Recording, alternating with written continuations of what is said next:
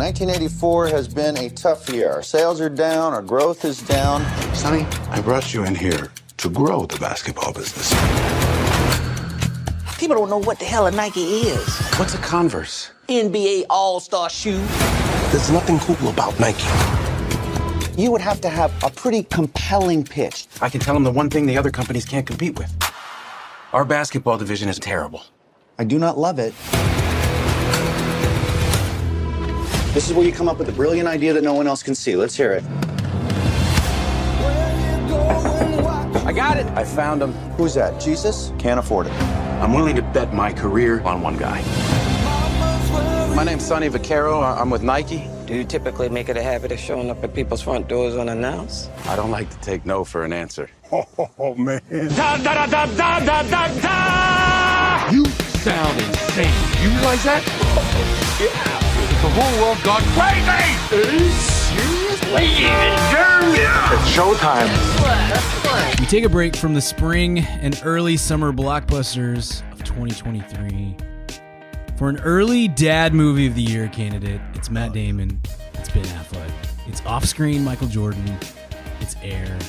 I'm your host, Brian Gill, joined as always by my illustrious and just incredible co-host, Kent Garrison. Thanks. And Richard Barton. Oh, that was just for Kent. Just Yeah, the illustrious and incredible was for Kent, and then and then this guy. hard semicolon and Richard Barton. Also in attendance, Yeah, Richard Barton. got it. Yeah. I'm the only person here that's not a dad, but this is a big year for dad movies. A lot of contenders for dad movie of the year already on the docket. We got this one. We got Indiana Jones, a Mission Impossible coming out soon. Yeah. It's going to be big. Yeah. John Wick with cool dads, you know. I mean, it's Tried to get my dad into John Wick. He still hasn't seen him. I've been telling him for years. I'm like, man, you'd really enjoy these. And he's like, yeah, I know. And he just never has. Still hasn't. We went to Lindsay's aunt's house for Easter, and her aunt that is go? like it's fine. It was fine. It's we'll share more off the air, but no, it was totally fine. But her aunt is like very well put together, like psychologist, like counselor, like all this stuff. And they immediately were like, have you seen John Wick 4? We saw it. It was awesome. We loved it so much. It's like, oh good okay. Look at you guys. You guys party. I like it. So yeah. This one's going to be tough to top though, from a dad movie standpoint, I feel like. Yeah, not since Ford v Ferrari. Yeah, seriously. Or maybe that one where Greyhound. Greyhound was on demand though. Yeah, Yeah, true. that's I don't know. Top Gun Maverick felt like the dad movie of all time. Yeah. I feel like Top Gun Maverick. It broke out of just the dad. Yeah, hole, exactly. It was too big to be a dad movie. It definitely satisfied the dad quotient. Yes, that's for sure. Yes, but like it also had a broader appeal. So yeah, it worked for everybody. Yeah, it worked for everybody. Everyone was a dad that day when they saw Top Gun. All Maverick. dads. Yeah, 13-year-old girls were like, "Today I am dad. Yeah, I'll fly that jet to Mach 10, baby. What's it wrong?" Right. Julianne Moore is a mother to us all, but on this day, we are a father to all. She's absolutely. If Sunday was any she'd be great in indication- Top Gun 3 if they can't get Connolly. Yeah. She needs one of those. She's been doing too many downer movies. We need like a Julianne Moore and a Top Gun. Sure. I'd be down. Go ahead, Kent. If Sunday was any indication, this one's going to do well for a while. This dads. one's been out for a long time, and my theater was completely sold out. Wow. Like a random 3:00 on a Well, Sunday. that is prime time for dad. That's exactly 7:30 on a Friday for dad. And this thing's 4 weeks old. This thing's going to dad so hard. And it already is. Yeah, it does go to Amazon soon, though, I think, because it's Amazon Studios, so that might. But true, will dads know how to get it? So they might just keep going to the theater. I don't know. It's true. You better pounce on this now, dads. We don't know what's going to happen. What's going to happen from here? My screening was pretty full too. I had a couple of friends who were like, "Hey, I want to go see that." None of the theaters near us had a screening that was at a good dad time for us. It was like, I need post bedtime, but not 10:30 at night. Right. So I ended up seeing this by myself 8:45 to 9:30. Yeah, something in that sweet spot would be great. And could not o'clock. Dad o'clock. Couldn't get one of those times. So I ended up seeing. But I too had a pretty full theater. There was There were Can you guys have 2 showings a day, 8:45 at night and 5:45 in the morning? Because that would be ideal. One of those 2 would be great for me. right. This 10:30 thing, not great, to be honest. Literally, you can have the whole afternoon to yourself. But I need to either roll in here. I'll scan my way in. That's fine. You don't need to have any employees. That's right. Yeah. You can trust me. I'm a dad. Yeah. Or 8:45 at night, and that's it. I'm here to see Air. Okay, like I'm not going to steal anything. We're going to be fine. It's going to be fine. This movie. Let's start talking about the movie. I would say. Yeah. What is it? The fifth directorial effort of one Ben Affleck.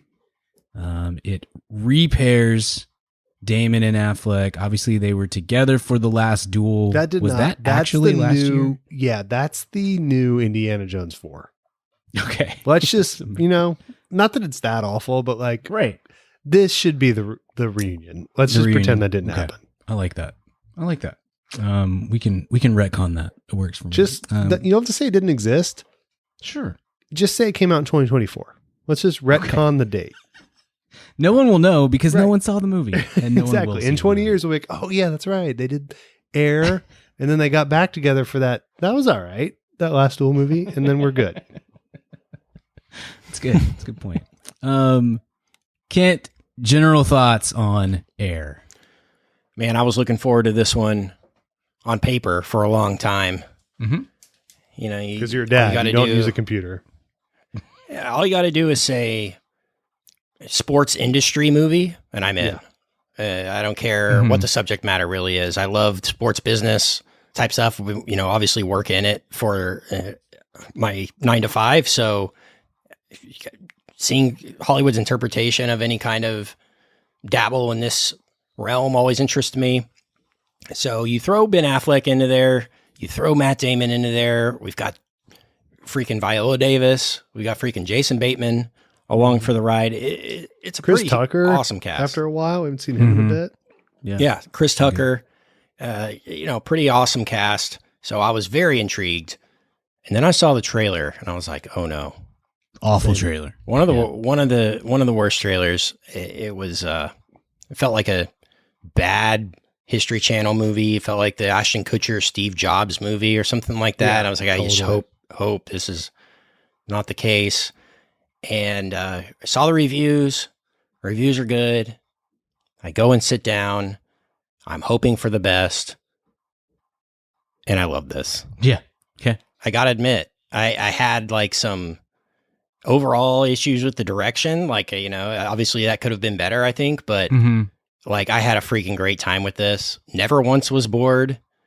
And it was just people talking in rooms for 2 hours about sports business. And it was so entertaining. Loved it. Thought this was one of the most charismatic, endearing Damon performances in a long time.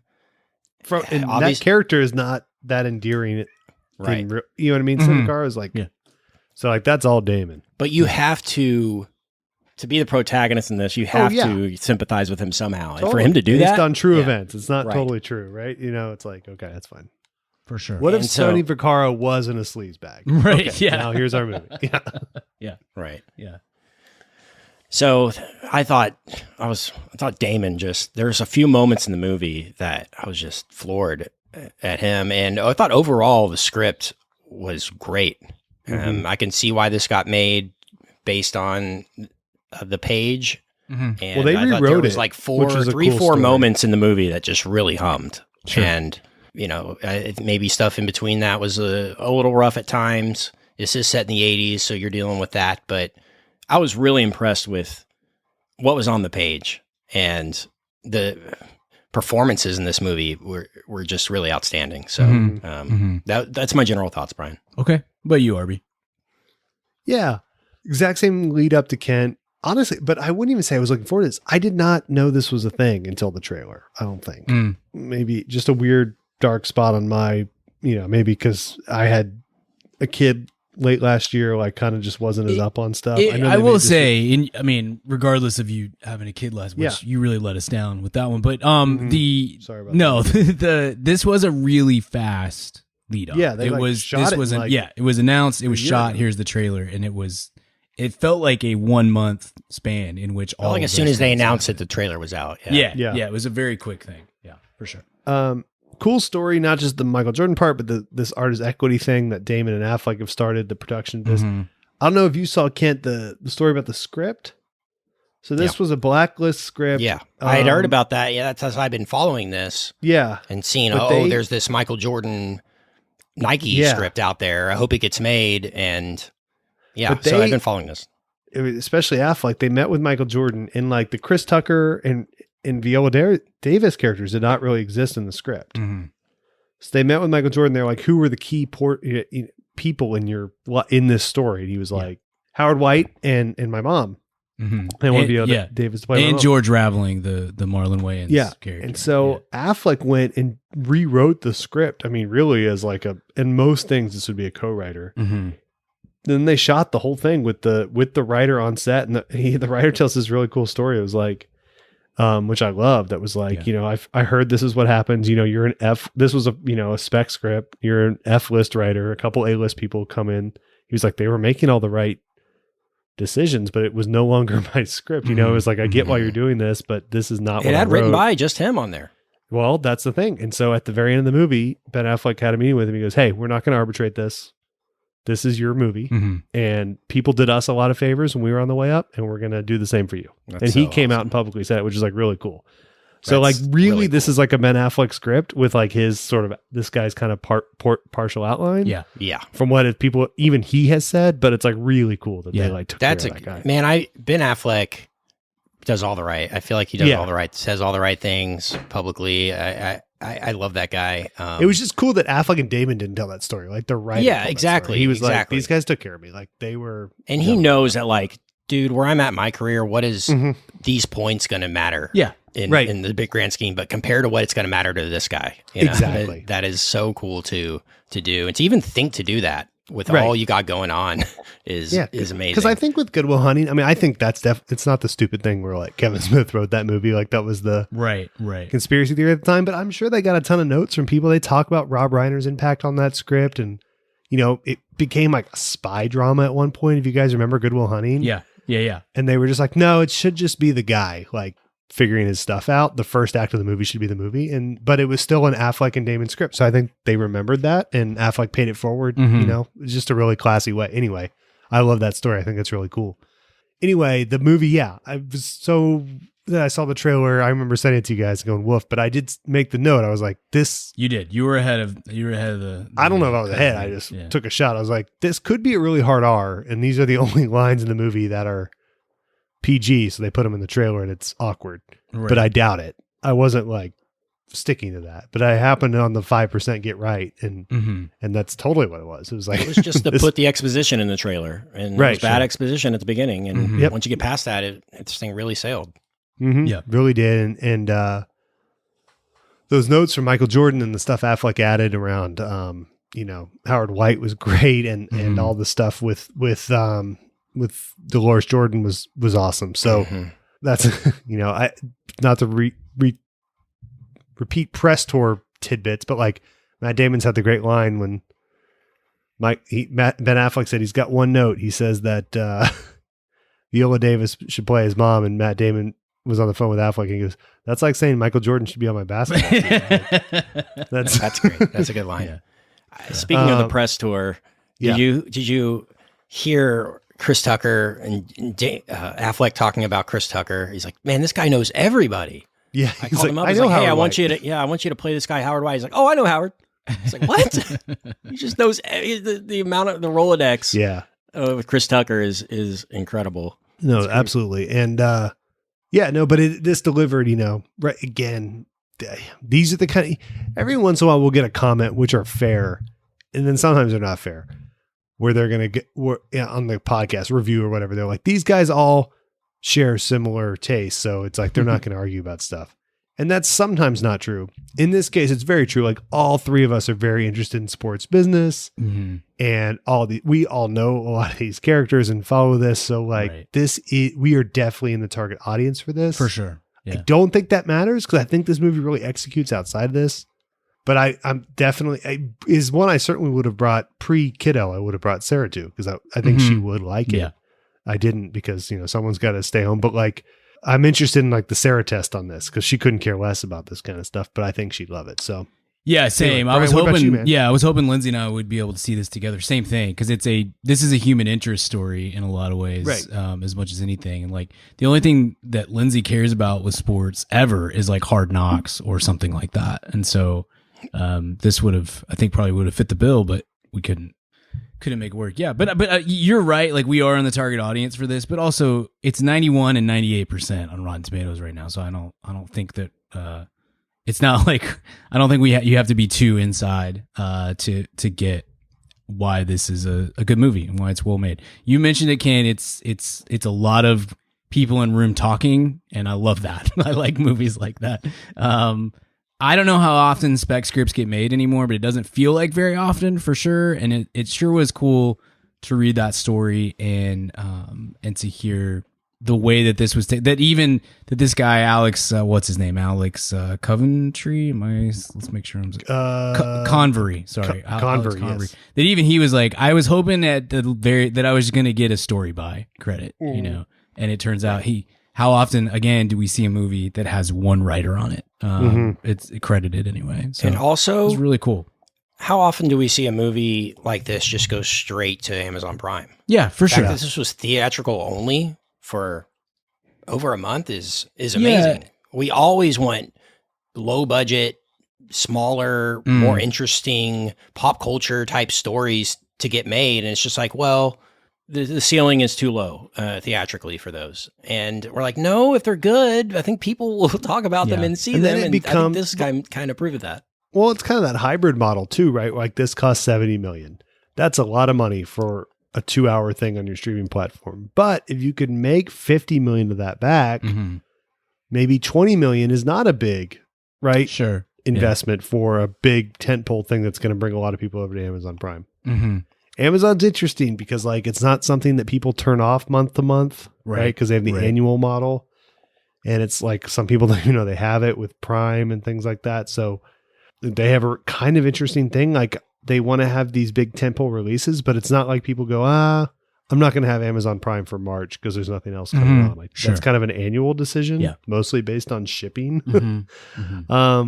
So anyway, but that's but they have made, Amazon Studios made a lot of really good movies, and this is a cool one too. So it's interesting that this kind of hybrid model of, we're going to try to make some of this budget back to make it not a stupid decision to then put this on our streamer for a few months. Yeah. In a perfect world, this is a $50 million movie. I think that makes it a huge success kind of thing. And instead, I love the hybrid model too. I'm with you. And obviously some of the money is spent on the talent. They've got totally. Chris Messina is the 7th, and not that Chris Messina is like a huge household name or something, but that could have very easily been. He's not scale. Yeah, exactly. Could have been a scale actor really easily. Did you see they went over on 3 things? They went over on cast. They went over on. They were actually shot so fast. Production, they shot it. I would say production design is probably over. Yeah, construction of it, because actually Affleck shot so fast they couldn't build the sets in time, so they had to work overnight because they shot this thing in like 24 days. Right. And then the third thing was food trucks. That's a company I'd like to work for. Yeah, there we go. These are our founding principles, and I appreciate that. Yeah. To Affleck's credit, it was all Dunkin'. It was all sponsored, so that snack and bacon ain't free, bro. And all you can eat snack and bacon. Just that Dunkin' commercial with Affleck is great. Yeah. It is. I will admit.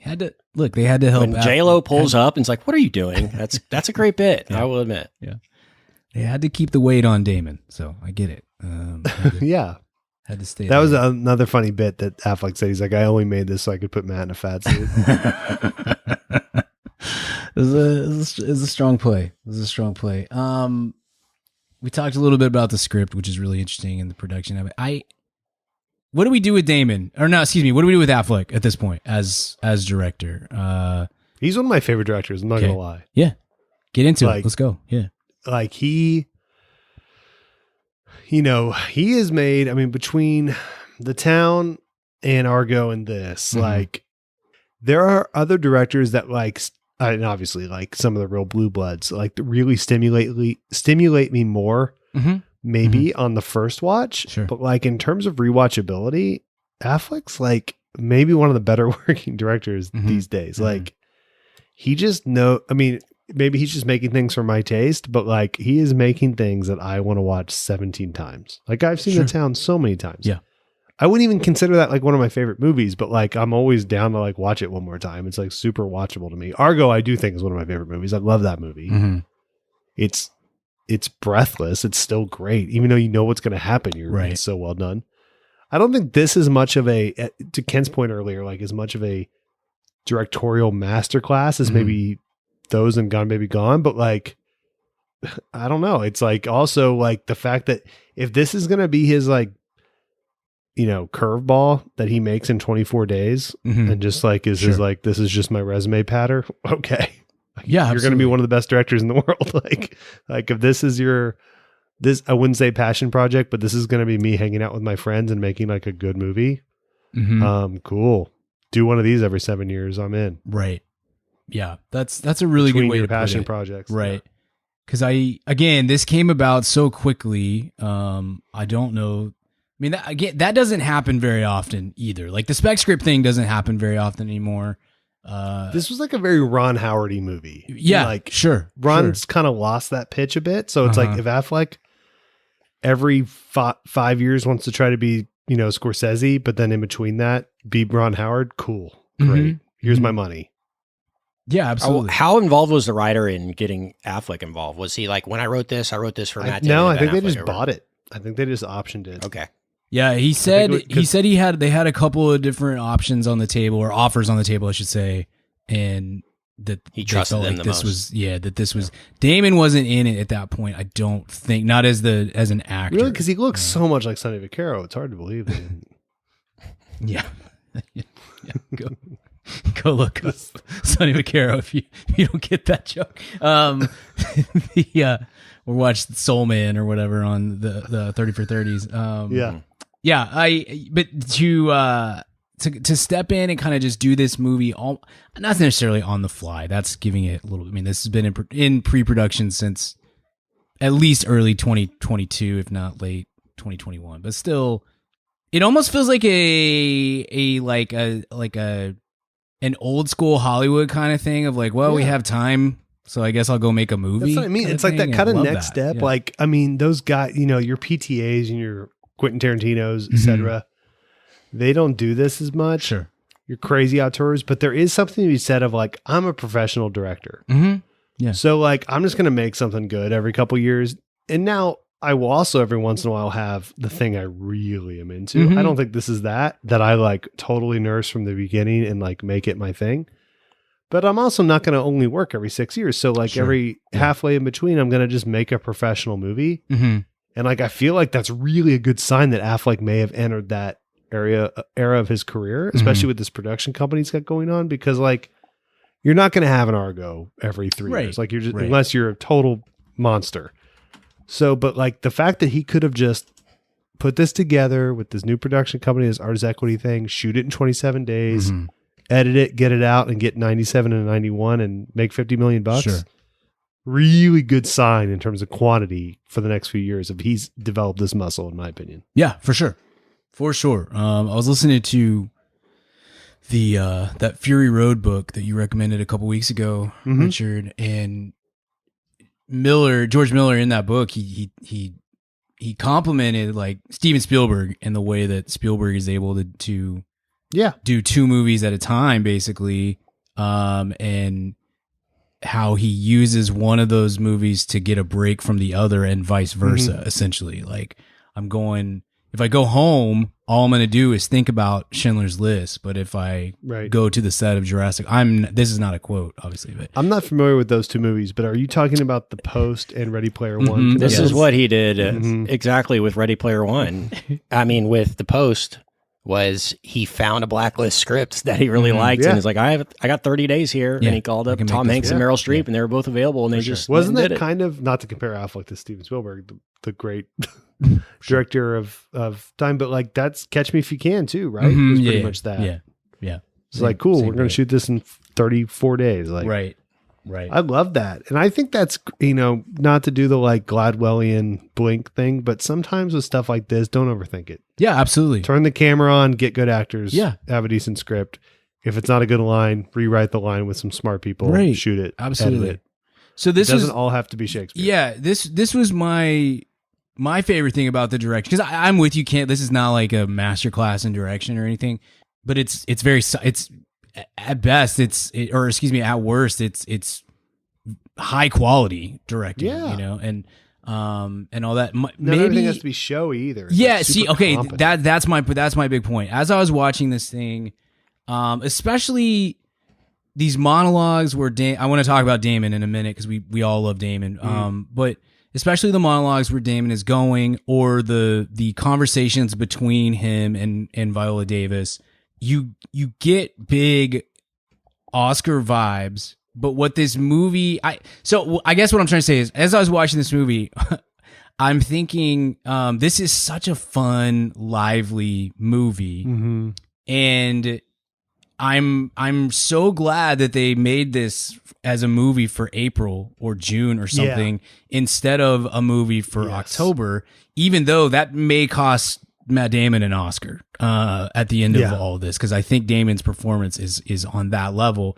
But the movie is so much better for kind of avoiding the Oscar buzz and just letting it be a fun, interesting movie with people, like you said, Kent, people in rooms talking. And I really appreciate that. I think it's great that, even though it's for screenwriting, it's great that Damon got that Oscar early, even though I think he has deserved or may at some day get an actor Oscar. I think he's for my money, he is the greatest like leading man actor. It's kind of he and Leo one-on-one, but I think I actually credit Damon for doing more stuff, because I think that's actually harder. Yeah.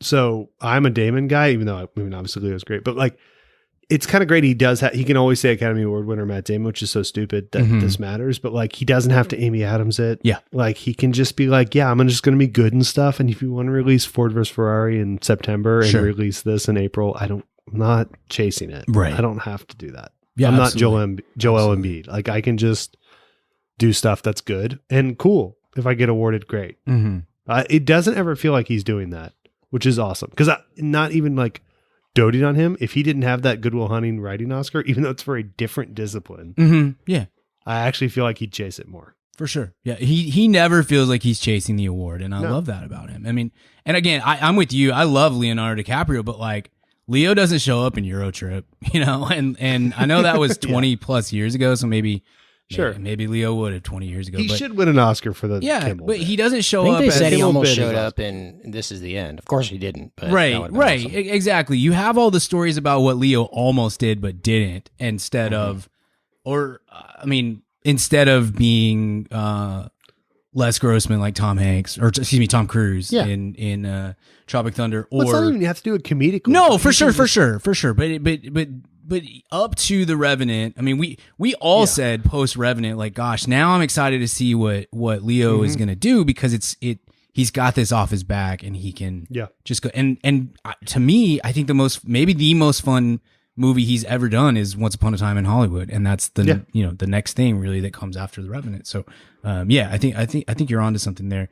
Kent, finish this out with director talk, and then I don't know, we've already sort of verged into Damon, but I love that he decided to play this for an entertaining movie, and we'll just let it speak for itself rather than push this for an October or November release and make it more Oscar-y. Does that, where do you fall on that? Do you think, I mean, are you with me that the vibe would have been totally different if they had decided this is Oscar time and we're gonna go for it? I don't know. Maybe I don't necessarily think they were thinking, let's make this serious Oscar-y or more entertaining. I think they just made what they made, and the release happened when it did. So I have a couple things on the direction. Please. First of all, one thing I did love was not having Michael Jordan in it at all. Yeah. Showing the back of his head, not making that a thing, because that's, people would be thinking, does that look like him? It's just one more thing to add on. Yeah. And for them to realize, I don't know if this was in the script or if Damon I mean, I keep saying Damon when I mean Affleck. I know, I I did get the them mixed same. up. How is that possible? Affleck worked out was, hey, this is not Michael Jordan's movie. This Yes. is about Nike, and Yes. this is a bigger thing. And so I quickly realized that was a stroke of genius on the directorial side, and how so many directors could say, let's go meet Michael. Let's go see what Michael's up to, and focused more on that and his role in all this. But I love the way they played that. Something I didn't love, I mean, my qualms are more on the minor side. Like, I just thought there were so many establishing shots. How many times did they show the Nike building, the Nike logos? It was just a lot on that side. I think could have trimmed that down. He doesn't have like a definable style quality that he brings. Like, I think Affleck brings much more to the table working with actors, writing the script, working that out, than he does like what he can see through a camera and what his mind tells him will look the best. Real fast, I think in hindsight, I'm with you, Richard, and Argo, I think, is an incredible film. I think he was really smart to make Argo when he did, because you go from Gone Baby Gone to The Town. If you do one more Boston-centric movie, you become the Boston director guy. And, you know, Argo obviously has nothing to do with that whole setting. And I think you're right, Ken. Now, he doesn't have a style, a thing that you look for when you go to an Affleck movie. And I think that is a good thing. I think it makes him... Look, Spielberg's my favorite, and there are definable Spielbergian qualities that you look for in every Spielberg movie and stuff like that. But it's cool to be able to do this too, and just kind of bounce around and do quality. If your calling card is just I make good movies, except for that one that nobody remembers that I did, then which he still maintains as his best, which is okay. a great. I love that take by him. So, Great so angle. funny, yeah. I guess I get bummed anytime I leave a movie and I'm like, man, that one shot was just awesome. You know, and that didn't really happen in this movie. Yeah, and I think he can have. He'll have that. I think he does. I think he could have hired Roger Deakins to shoot this, and then we would have had that. You know, like, I think it's more about what this movie was, and that's not. This isn't that kind of movie. His Birdman. That's like, oh my God, that guy directed the crap out of that, and it's so good. He obviously has great taste. That seems to be his calling card as a director, right? In terms of work with. But I do think, great point by you, Kent. Like, sometimes that does get conflated with like a great cinematographer, especially when it's an actor jumping into directing. They're like, look at that shot, he knew how to do that. Yeah, okay. This isn't that cinematography showing, but like, he worked with the crap out of these actors. He really did all this, and this shouldn't be showy. It'd be absurd if he's like Soderberghing all over the spot with this Michael Jordan's mom and Sonny Vaccaro biopic. You know what I mean? Right. So like, I think I love the restraint. It's actually a great artistic choice. Now, I'm not saying this is like whatever, but like, this is I'm telling you, this is a great sign that he has this pitch. Yeah, I agree with you. Yeah, for sure. Because he's smart enough. He's going to have the showy directorial thing. I think we got a bit of that with Argo, but even that was a bit restrained. I think The Town actually is probably his loudest directorial movie. Yeah, Live by Night.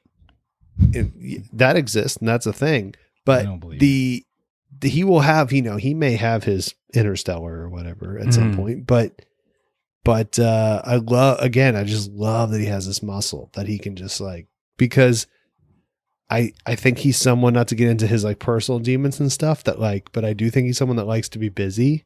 Yeah, and if he can just do this every 18 months, like, awesome. And then wait for the when he wants to make his, I don't know, Kevin Millar biopic, that's going to be his passion project. It's going to be great. Cowboy Up, a Kevin Millar story. Yeah. Don't let us get to game 5. That's right. That's right. Let's talk about one more thing on the direction, Brian. Please, yeah. Did you guys feel this? I definitely felt this.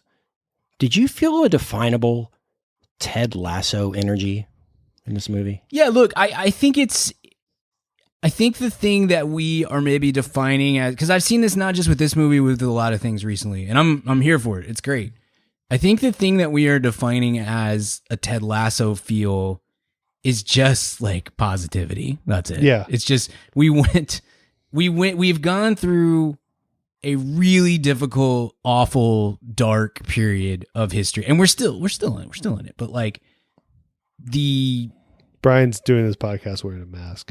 That's right. But like the socioeconomic political climate sure. that we have been in as of late, and then mixed with the pandemic and all this sort of stuff, and then mixed with even our superhero movies are dark and edgy and all this kind of thing.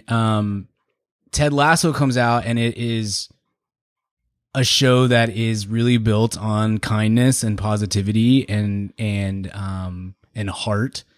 When something comes out that does feel light and energetic and positive, I'm not. I mean, this is not just you, kid. This is a societal thing of like, oh, it's very Ted Lasso-y. Oh, I mean, you're not wrong at all. I just mean that is I think that's just a sign of like, hey, like this made me feel good, and positivity is sure. I think maybe Ted Lasso was the first thing that made me feel good for a while, and so now kind of everything is associated with that. Besides for you, LVT, that's what you call Lars von Trier. But right, yeah, but that's not for everyone. Yeah, Brian has a parody song. Is like, you down with LVT? Yeah, you know me. Yes. Maybe it's some of that. Maybe it's the editing, the way it was shot, the colors. It just reminded me of that. I just felt like I was watching a long Ted Lasso, which is not a bad thing. When Michael Jordan slaps the Believe sign on the way out, I thought that think it was honestly what I think it was is like the main office in the Nike headquarters reminded me of like the locker room set in Ted Lasso. Sure. That's a lot. Yeah. I can see how they would kind of go into the common area and then go back into the office and come back into the common area. That whole dynamic is probably what triggered it the most for me. That's fair. But wanted to get y'all's opinion. Yeah. I like that on that. How did you feel about the tension in the movie? Because this to me is so tough. When you go into a movie knowing how it ends, the audience, we know he gets the shoe deal. We're wearing Jordans to the theater, right? So it's always tough when you know the Titanic sinks, when you know Apollo 13 is going to crash down in the ocean, right? Yes. And to watch those two movies every time and still feel like, oh my God, maybe it doesn't sink. Maybe they missed the iceberg this time. Maybe they don't make it back in Apollo 13. Like I was like, maybe he does sign with Converse. You know, like I had that thought in the movie and that was amazing. Yeah, it's really well done on that front. I think that was what I was going to take us to is the story element of that and the way the direction ties into the story and how this plays out. It's very well done on the front. I think that is one of the greatest things you can do in a movie is to create tension and drama out of something that you know the outcome of. And Apollo 13 is an incredible example, maybe the best example in a lot of ways. But this does it too, and manages to get tension both without sacrificing the entertainment value of the movie, but also in a relatively low stakes thing. Like no one's going to die if he goes to sign with Converse or Adidas or whatever else. It's a relatively low stakes affair here. And yet there's a lot of tension there. Bateman brings a lot of that, I think, to the forefront. He's I thought he was sort of a perfect play off of Matt Damon. Cause he brings Vaccaro has this like kind of intensity and energy. And, I mean, if you know anything about Sonny Vaccaro, he's an a-hole, and that's part of why maybe a big part of why he is successful. He's tenacious and all this sort of stuff. And then Rob Strasser, you know, is as far as history is concerned, is a lesser player in this thing. Bateman's use of, I always comment on Bateman's pauses and the way he's able to kind of go slow on stuff. I think that is just, it was a really great way to emphasize the intensity and the tenacity and whatnot that Damon is bringing as Vaccaro. I love the combo of those two. When he knocks on his window and just shuts the curtain on him, that was such a funny moment. Yeah. But like, there's not too many. There's maybe 3 scenes in the movie where it's just the two of them, and those I think are some of the best scenes in the movie because you just have these two guys talking, the story, it's not really a monologue, but the dialogue that Strasser has with Vaccaro about like, I think you're a little flippant with this because like it may not, you get fired, but like I don't get to see I need my this kid, job. you know? Yeah, I don't see my, I mean, that was like a, whew, okay, now there's some stakes, you know, that we're adding to a movie that I just said like has low stakes, and I thought that was so well done. I love this story. I think anybody who like we said at the outset, we are all sports business dorks that love this stuff. I think Phil Knight's autobiography or business, whatever it is, one of the best of that genre a few years ago, called Shoe Dog. Great book. And he got into some of this stuff, but this is also kind of this story is kind of the stuff of legend.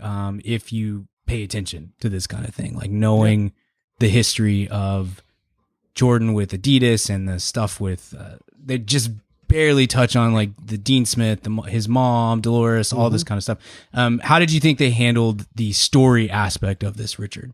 The historical aspect of it, I guess. Very well in terms of what they included and more importantly, what they left out. Mm-hmm. Okay. Because there's a lot, you know, Sure. This is fine. You don't have to, it's not a 9 episode, 30 for 30. Like, you know, to me, it was like the best version, you know, when you, when you're watching the draft and then you flip over to the ABC coverage of the draft and you're like, what the heck is going on with this? It's like all human interest. Mm-hmm. Mm-hmm. It was like the better version of that. Sure. Yeah. Okay. That's a good way to put it. Yeah. I don't know how familiar you are with this backstory and all of this stuff, but I agree. I'm with Richard. I thought that was one of the better parts of it, was just knowing what highlights you need to hit within this story to make this work as a movie without getting into the minutia that, you know, shoe and sports business dorks like us are going to be like, yeah, I love this stuff. But making it to where it's something that my dad can go watch because he doesn't really care about that stuff. You know? There were three things that I kind of wanted this to hit. One, why did Nike decide on Michael Jordan? I think they played that really well. I love the scene in the beginning where they're just throwing out player names. Why this? Why that? That was very Moneyball. That's a very interesting thing. Movie scene. Yeah, very Moneyball. Great call. Yeah. And like it's obvious to us, it's Michael Jordan, but right, it's important to get in that thing. Important to know, like these are very all good young player. Yeah, could be right. John Stockton. Nobody's sure about that guy. You know, that was good. Charles Barkley. No one wants to see him on TV. That was a good line, I thought, in the movie. Yeah. So I wanted it to hit that. I wanted some background on the design of the Jordan. Yeah. On how they made the freaking shoe. Sure. That was the one thing that I was like, if they don't cover this, I'll be legit let down. Like background on the design, why things are the way they were. I thought they nailed that with the comedic element. I thought that was extremely well done. Probably my favorite element of the movie. And then why Jordan picks Nike. Yeah. And they nailed that at the end. For sure. So I thought it hit all those three things I was looking for. Yeah, I was really glad they did making Peter Moore, the designer, like an important character in this. I loved that. That was something I thought we might, just even for the sake of time and compression, like we might lose that. But focusing so much on the design and the shoe itself, I loved that. I thought that was a great note because genuine. I mean, for the three of us at our age, having grown up around sports and stuff like that, genuinely, that's the most important moment in shoe history from, I don't know, at least from like the Converse All-Star on. Deal. I mean, for what, 30, 40 years from when the Converse All-Star came out. I mean, that's a monumental moment in culture, and it's certainly in sneaker culture, but sneaker culture touches so much of the rest of culture now, and that wasn't the way. That wasn't how it was in 1984. Certainly with basketball sneakers, every basketball shoe that has been designed since 1984 is in some way or another inspired by the Air Jordan, and so I thought that was a really important, especially if you're going to do the Michael Jordan's off screen, we never see his face, which I think was a really smart decision, if you're gonna make this about Nike and the shoe, then make it about the shoe. And they did that very, very well. I think that was the thing that surprised me the most from this thing, was that they really grasped the importance of the shoe, not just the company and not just the person who's in it. That was a really cool note that they spent 5, 10, 15 minutes on that I think could have gotten forgotten easily in lesser hands. I thought the line from the designer where he's like, "It's like it's always existed," was so spot on, because that's what good design does. It's like it just comes out of the ether. It's like it's an iPhone. The iPhone design it always seems so obvious, when a good design comes out, and that's the way the Jordans felt. It's a timeless design. It's still as popular and as cool looking in 2023 as it's ever been. Yeah, He's talking about the 40 years of like fashion relevancy. Has that ever happened? It's a remarkable achievement for both form and function, the way that it's talked about in the movie here. And yeah, I thought that was a really nice stroke. The stroke of genius too was them having one shoe in the pitch. Yeah, because they had no idea about that. It's like you don't want to give them options. It's one shoe, and that was that's such a sales move that I would have never thought of. Yeah, paying the fine was a great bit. Yeah. That was a really smart play. Historically speaking, that worked out obviously very, very well, and help help create shoe culture again, which is a huge part of this. The acting. And then I don't know how much else I have, and we can get out of here. Damon was incredible. This was Damon is one of those guys now that when you say, "Oh, that was one of the best performances of his career," you're talking about a lot of very good performances that you are stacking this up against. As I said, I think that if this came out in November and was geared towards Oscars, which it may still, because the Best Picture winner last year came out in March, so we may be at a different place, and I would love that. I think that would be fantastic. It definitely, if this ends up in the hands of, I don't know, Joe Wright or somebody like that, it's way more melodramatic, and it plays and to the Oscars, and some of the camera angles would be a little bit different and all that sort of stuff. If this came out in November, I feel like we would definitely be saying that's probably the acting performance of the year. At least that's a major contender for Best Actor. I thought he was great in this movie. Where'd you fall on? Where does this stand as compared to some of the other great moments in his career, Richard? It's I think it will be paired with Ford v Ferrari as this kind of, even though it was a few years ago, I think that this will be kind of thought of as an era of him as a middle-aged leading man, but with some kind of, a little more, I don't know if it's necessarily his dad movie run or whatever, but I think this will be that. Those two are definitely an era to me. Sure. Both, I love his performances, both are very different performances. I guess they're similar in some ways too. He's great. I mean, he hit a rough patch a couple years ago where he had like 4 bad movies. And those are literally like the first 4 bad movies. Yeah. Like a 25-year career. Like that guy was on such an understated heater in terms of picking what to do, because he's big enough where he gets to pick what to do. And his taste in terms of what was good, who he wanted to work with. And he's talked about this.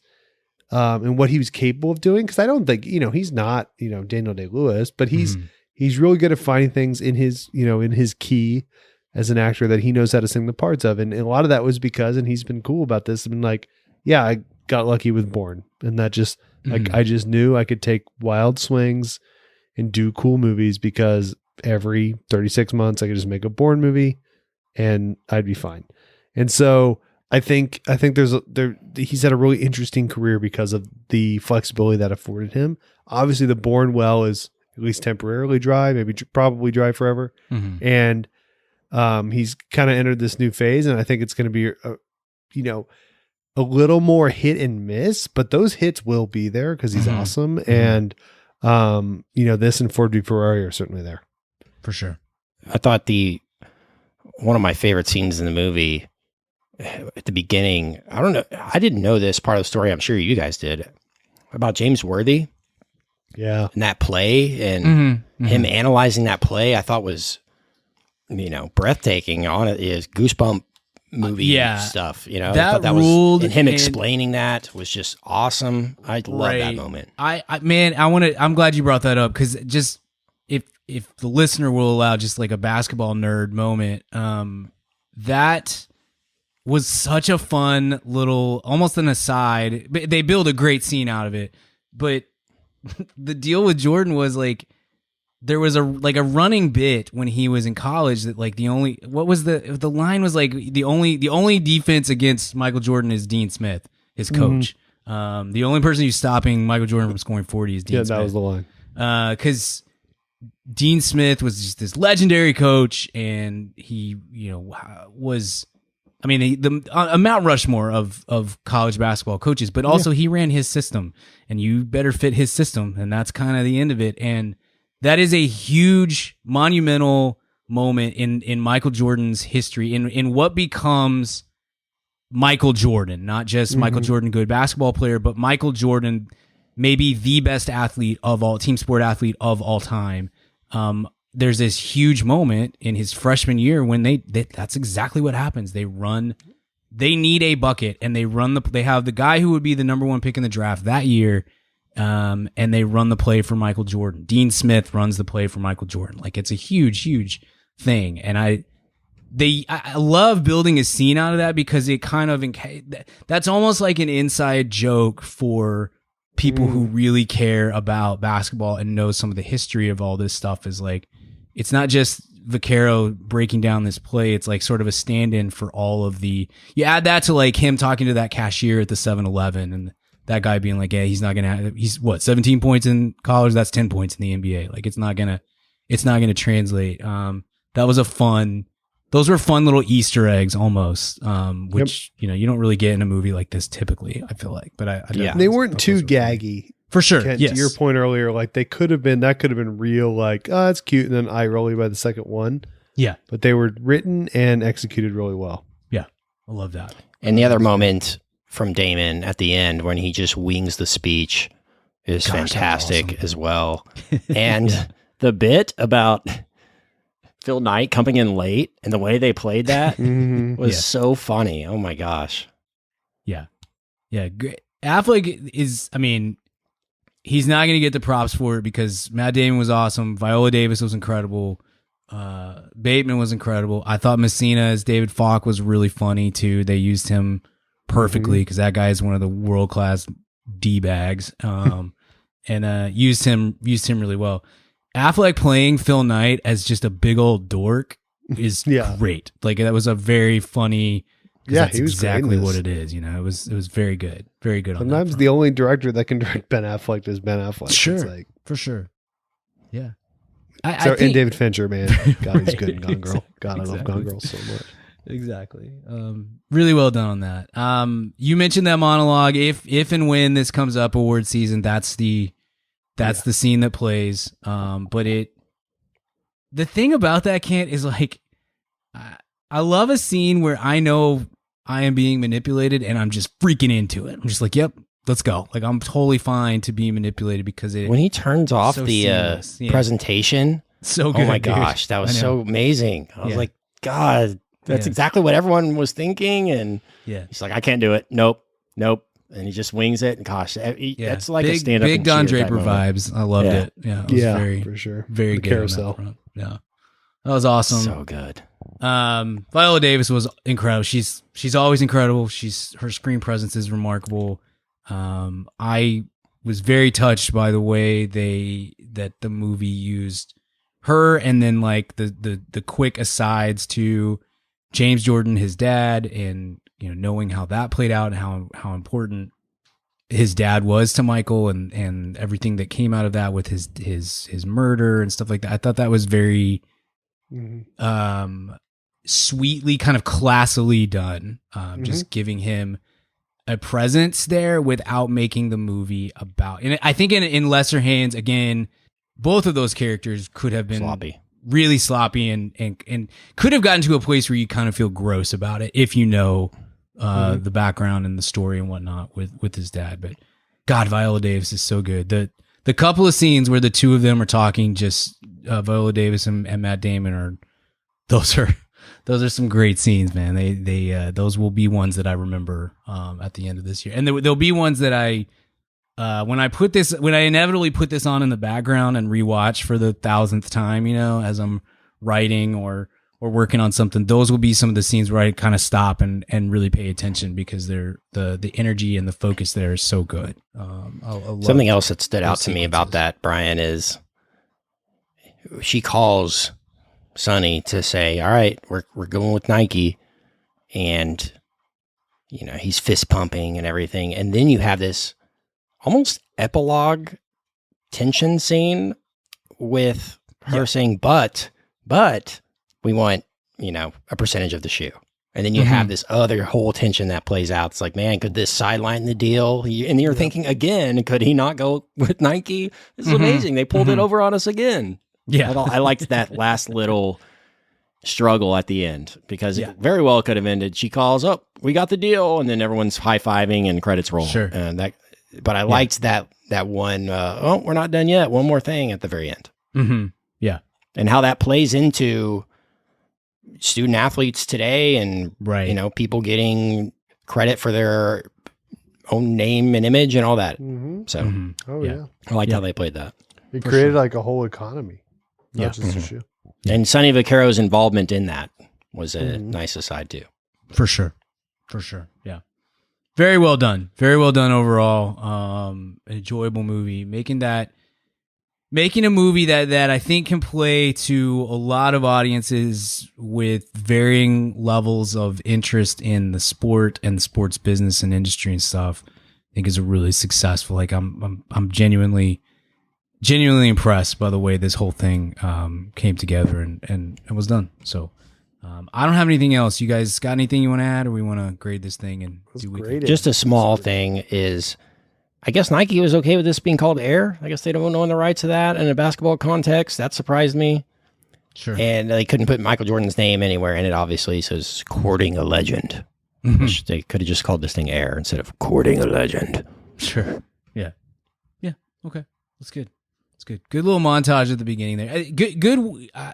I would say this also did a pretty solid job of making it very clear that this is 1984 without like just hammering you over the head with 1984 references. Yeah, there was a lot of that, but like it was done in such a fun way. It was honestly, like I feel like they actually did hammer it. I'm not arguing with you. I think the feeling kind of out of it's right, but like they did hammer it home, and it was done in such a like funny, elegant way that it wasn't annoying. Yeah, it was all like jokes, like this is going to be funny in 30 years, but they don't know it now. That kind of thing. Yeah. Sure. Yeah. I felt like, I guess what I would say is I felt like everything was done either organically or very funny to where you're like, yeah, you will allow it. Because it wasn't just like, okay, we get it. Like, this is the 80s. We're rolling our eyes about it. I thought that was strong. Was so good back then. All right, let's grade it. Yeah.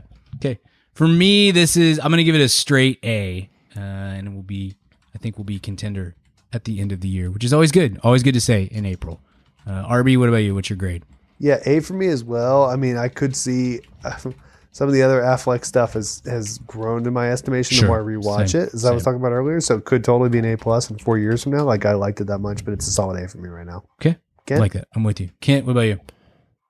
Yeah, solid A for me, and forgot to mention the needle drops.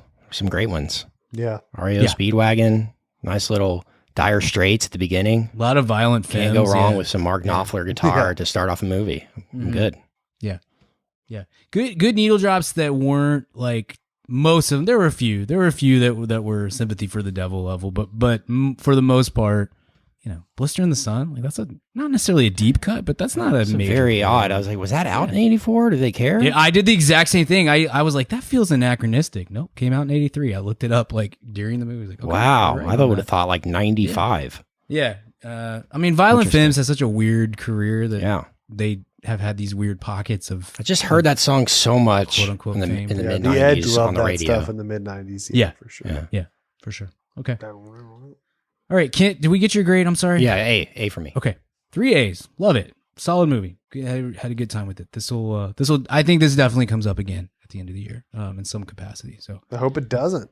yeah, that'd be awesome. Rock star of the year. Yeah, be great. It'd be great if this was not in a top 13 or 14 movies of the year. That'd be awesome. That was a Bill Simmons-y kind of way to put that. But, so, I did have chicken parm this week, so okay, it happens. Yeah, it happens. It's the best. Contagious. Do you want to make a podcast? Spotify's got a platform that lets you make one super easily, then distribute it everywhere, and even earn money all in one place for free. It's called Spotify for Podcasters, and here's how it works. Spotify for Podcasters lets you record and edit podcasts right from your phone or computer, so no matter what your setup's like, you can start creating today. Then, you can distribute your podcast to Spotify and everywhere else podcasts are heard. And video podcasts are also available on Spotify. With Spotify for Podcasters, you can earn money in a variety of ways, including ads and podcast subscriptions. Best of all, it's totally free with no catch. Ever since we started using Spotify for Podcasters on Mad About Movies, it's made it super easy to get our show posted and out to all of the Man Fam. We highly recommend you give it a try. Download the Spotify for Podcasters app or go to spotify.com/podcasters to get started. Okay, let's do a quick weekly recommends. Weekly recommends. Kent, I'm coming to you first. What is your weekly recommend? Total guilty pleasure, turn off your brain type show. Love is Blind. No, but did you guys experience the live stream thing? Because I have I'm married to someone who really wanted to watch the season finale, reunion, whatever it was on Netflix, and they completely crapped the bed, and it didn't work at all. That's the first time as Netflix starts experimenting with live, right? With they did the Chris Rock thing live, and that worked. I don't think the interest I don't know was as high. What was, I think Sadly, the demand was too high for this. They didn't calculate the server usage correctly, and it never once worked. And I woke up the next morning, and they lost $1 billion in the stock market. So how'd you like to be that guy? Showing up to the office the next morning. At least we weren't him. So that's nice. That's not the recommend, though. That's a good one. I've heard that's a good turn off your brain show. A lot of friends are into that one. Big player in my house, but I'm not. I ain't built. I watched a couple seasons ago. I think it was the first season. I watched a little bit of it. I was like, this is so love the wild. concept. I'm a big guy on these dumb reality shows. I'm like, yeah, great gag. Love the gag on this. I cannot watch. Yeah, no 14 episodes chance. of this. Yeah. But I'm here for it. I'm so glad you've got a great racket going. Like, keep doing what you're doing, but I'm out. Yeah. That's kind of how I am. But I think once you're in with the first episode, like it takes over you. Sure. No, I get it. You want to know what happens to these people. No judgment. Yes. But anyway, my recommend is Doomsday Preppers, guys. You watch this? Oh, nice. Total guilty pleasure. Ellen and I talked about this on like so one of the funny. very first episodes in the pandemic where I was doing like the daily recommend thing. This was her rec, and this is a great call, kid. This is such a... Have you watched it? Yeah, I'm like, I haven't seen, it's not as, it doesn't hit the completionist in my brain. It's like, oh, that's on, I can throw that on, or I mean, like, this is such a Brian throwing on the background type show. For sure. Oh my gosh. For sure. Yeah. And the way they break it up, they have like 4 different people per episode. So it's not just like one episode focuses on one crazy person. They stack it pretty full in it, and man, it is pretty wild. Do you think these people are basically convinced that the world is going to end in some kind of way, so they're preparing their homes and families for such an event, and they've stockpiled food, they've built bunkers, they've got weapons. It's pretty intense and quite funny at times. So Doomsday Preppers, check that one out. Nice. On the Nat Geo channel. It's good. That's good. That is a great background throwaway show. That's a good call. RB, what's your weekly recommend, my friend? Yeah, man, I've been under it with everything, so I haven't ingested much content the last 7 days. But I will say, I don't know why that sounded really Canadian when I said that. I haven't ingested much content the last 7 days, there, bud. But we'll say, yeah, we'll say though, it's kind of been a little dry on the content front, but.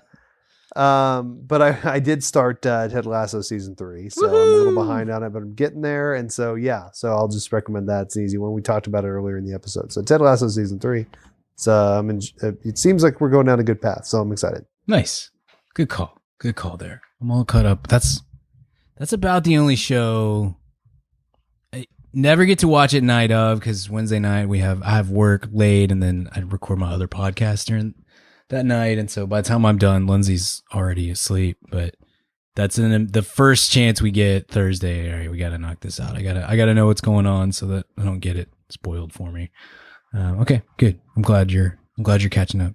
My weekly recommend is a TV show as well that came out on Netflix, I think at the beginning of the year. I'm pretty sure I recommended this when it had its first season. It's Last Chance U basketball. A lot of people watched the Last Chance U football when it was in its kind of heyday a few years ago. Yeah.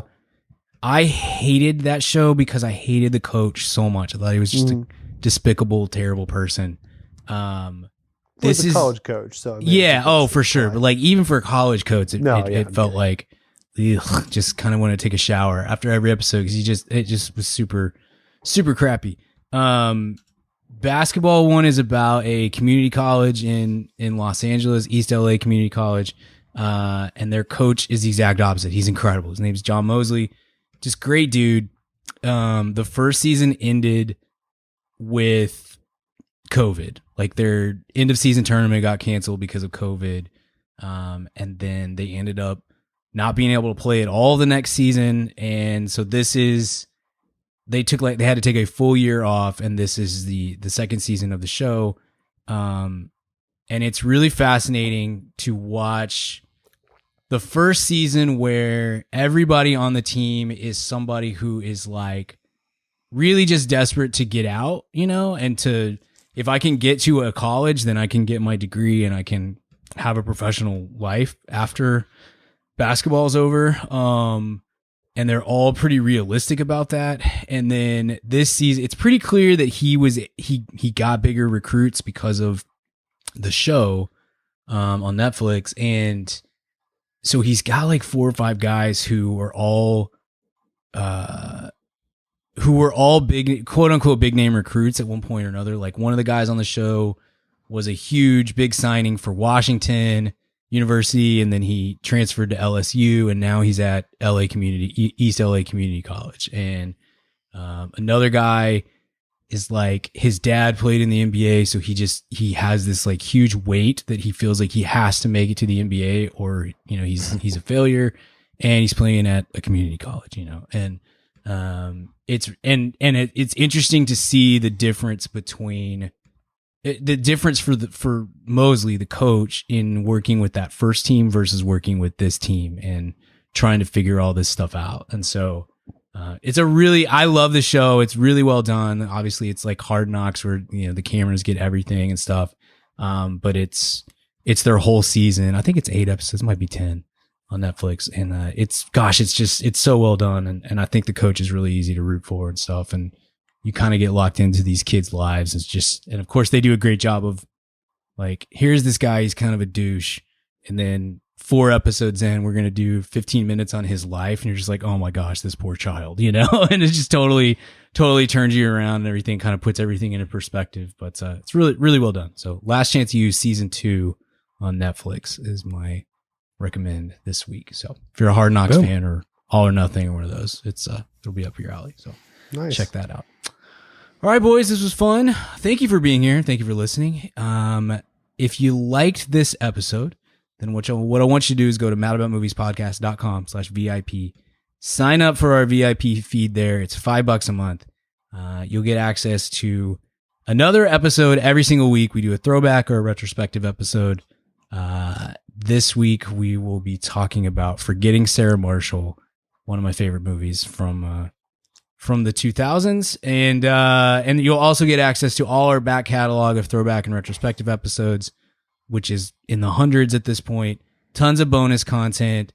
Had somebody in the Discord today say that they spent the last few days at work listening to all our AMAs from the past, and which is a fun time that we've done many times over here in that VIP feed. And you get access to our exclusive Discord. You can talk to us and hundreds of movie fans from around the world about movies and everything else all day long, every day. So do that, madaboutmoviespodcast.com/VIP. Thank you so much for being here. We'll be back next week. I believe talking Ari Aster's Beau is Afraid. Stay safe. We'll see you soon. Hey baby, I hear the blues are calling, tossed salads and scrambled eggs. And maybe I seem a bit confused. Yeah, maybe, but I got you pegged. But I don't know what to do with those tossed salads and scrambled eggs. They're calling again. Scrambled eggs all over my face. They're making me yah-yah. Your salads and scrambled eggs. They're calling again.